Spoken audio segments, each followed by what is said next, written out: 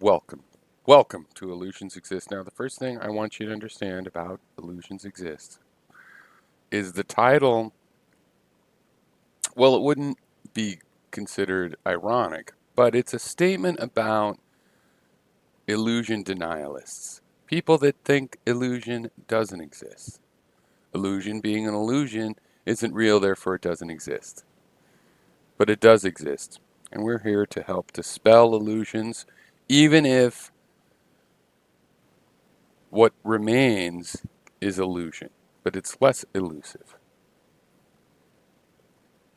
Now, excuse me, I had a guy that I knew here in this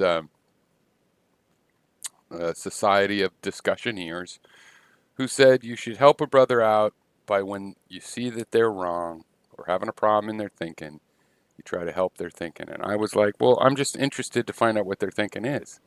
He's like, that's not good enough. You should care about the other people enough to correct them. And I'm like, I care about them enough to let them, you know, think what they want. He says, no, you should care enough to help a brother out or sister by correcting their false impressions.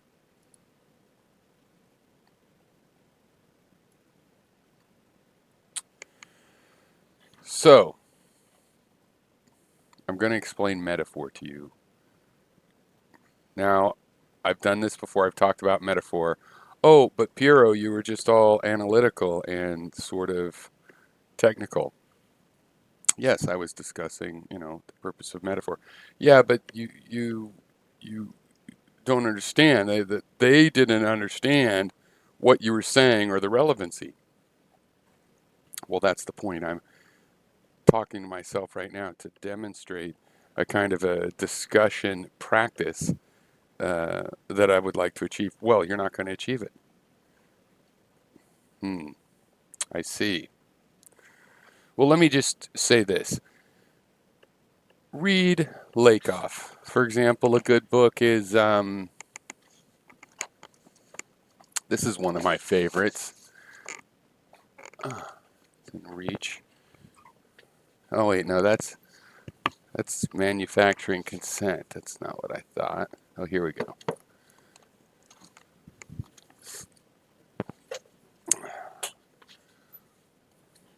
Where Mathematics Comes From. That's a good one. By George Lakoff, or is it Lakoff? I always forget.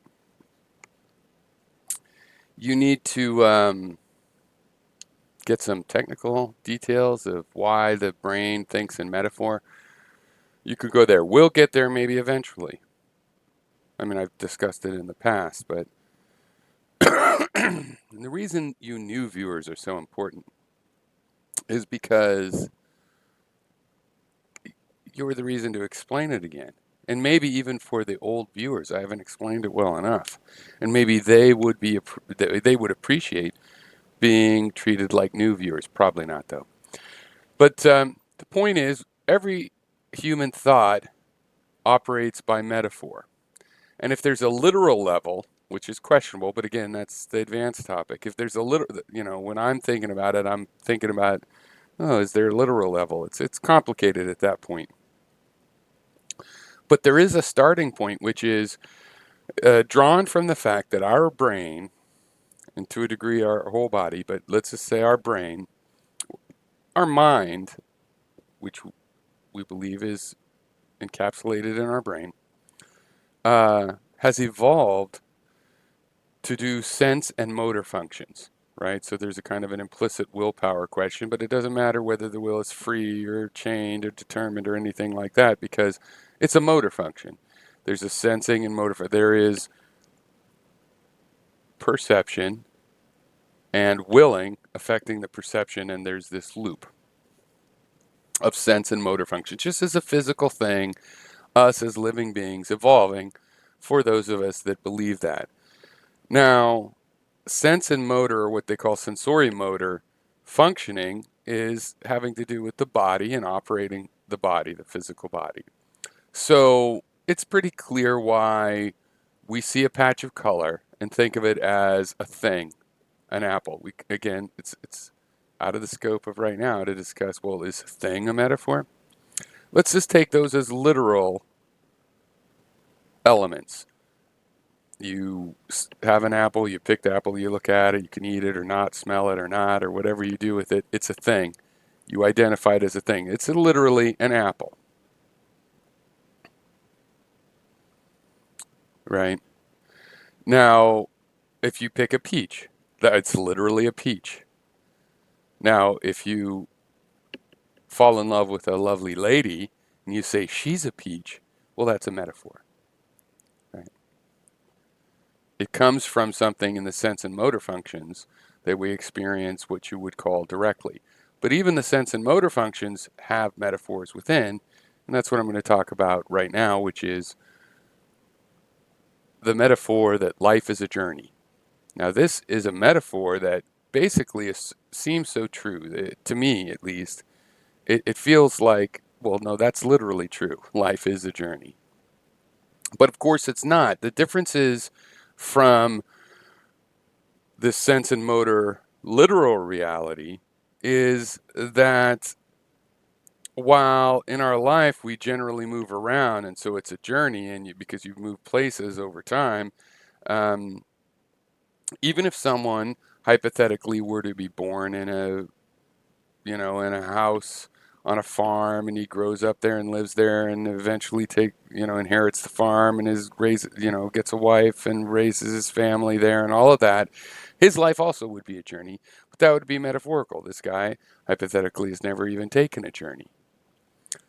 So what's going on in life as a journey is that we're pretending, when we accept that different times in life are actually different locations, or to be more specific, time is a situation, and those different situations are different locations. So when he was on the farm as a grandfather, playing with his grandkids, that was a location in his journey.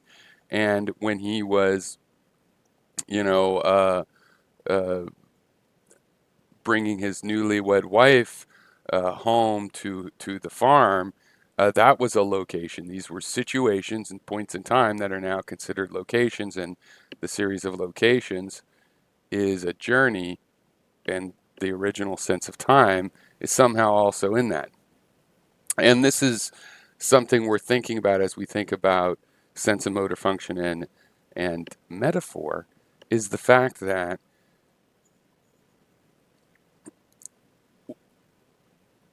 even time, which is a pretty physical and literal kind of a concept, we have trouble because in the sense and motor function thing, time is happening, everything's laid out in time, but the sense and motor direct objects or things, the direct concepts that seem literal, are basically space and material volumes, right? So space and tactile objects. In time, we use space to think about. So another metaphor that we use to think is that time is in front of us. Well, that's a spatial metaphor. That's saying that time is somewhere in space. So a future moment, if I'm standing here and not moving, and whatever happens 5 seconds from now is before me, it's in front of me, that's a spatial metaphor, because it's hard to think of time uh, literally without a little help from a metaphor, in this case, an even more primal metaphor, or a more literal metaphor of the concept of space. Right, in space itself, how do we abstract that? It's through correlation of our senses. Our sense and motor functions. When you see something happen, you hear it happen, you could feel it happen, you could feel the heat of the explosion on your face or whatever. Now, time itself, we think of things like multiple ways as space. For example, there is the timeline. Time is ahead of us, and we move along the timeline to get to the future. There is the idea that time flows around you. A time will come, right? And that's a spatial thing where you're standing still and time is flowing through you. You could say something more poetic, like time is a river. Now, if time is a river, again, both of those other metaphors can apply because time can be a river and you're in a boat floating down it, and the different situations are like time being a journey and those places. So in the literal world, you just live in your house, but in the metaphorical world, you're going down a river where different things are happening. You got a roommate, your roommate left, you got a partner, and then you married them and raised kids, and you're all in this house that you haven't physically changed location, but it's as though you're floating down a river because you're on a timeline. And the timeline isn't straight, it's more like a river with rough patches and stuff. But also, you could be standing in the river, and again, time is flowing around you. We use all of these metaphors because in different situations, one can lend itself better to words or even to the thinking of the situation. And so we do it almost like we shift gears unconsciously. But even time needs to be thought of as space to put some sense to it. So, my point is that life is a journey. And if you put a hat on a snake, then you reveal the snake's inner character. That's basically the messages of this video. So,